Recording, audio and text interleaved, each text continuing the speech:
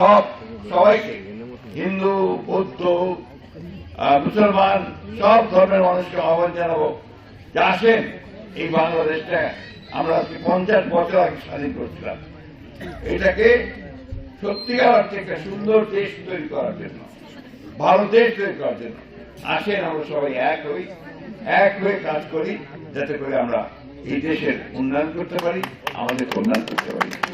আপনাদের এখানে একটা মসজিদ আছে, আমাকে একবার চিঠি দিয়েছেন, ইনশাআল্লাহ এই মসজিদের উন্নয়নের জন্য আমরা অবশ্যই কাজ করব। মাদ্রাসা আছে, তারা একটা চিঠি দিয়েছেন, আমরা এই মাদ্রাসার উন্নয়নের জন্য কাজ করব।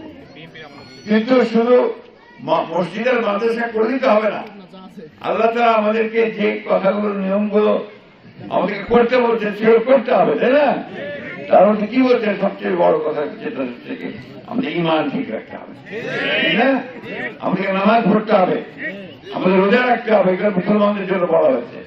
আপনারা যে মিথ্যা কথা বলবো না, সত্য কথা বলবো, মুনাফিকি করবে না, মানুষকে ভুল পথে নিবে না।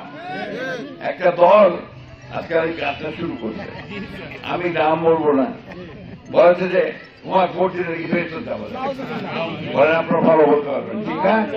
সম্ভব?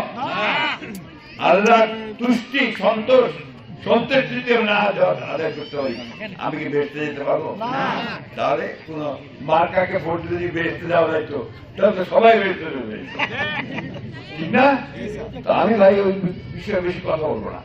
আমি শুধু বলতে চাই যে আমরা পুরানো দল, আমরা শহীদ প্রেসিডেন্ট জিয়া রহমানের দল, আমরাই ওই সংবিধানের মধ্যে বিসমিল্লাহির রহমানির রহিমটা প্রথম দিয়েছি, আমরাই আল্লাহর উপর অমিত আস্থা বিশ্বাস দিয়েছি, আমরাই বলেছি যে সকল ধর্মের মানুষ সমান অধিকার ভোগ করবে, ধর্ম যার যার, রাষ্ট্র সবার, ঠিক না? এখানে হিন্দু মুসলমান বৌদ্ধ খ্রিস্টানে আমরা কোনো ভেদাভেদ রাখবো না, এই হচ্ছে আমাদের বাংলাদেশ, তাই তো?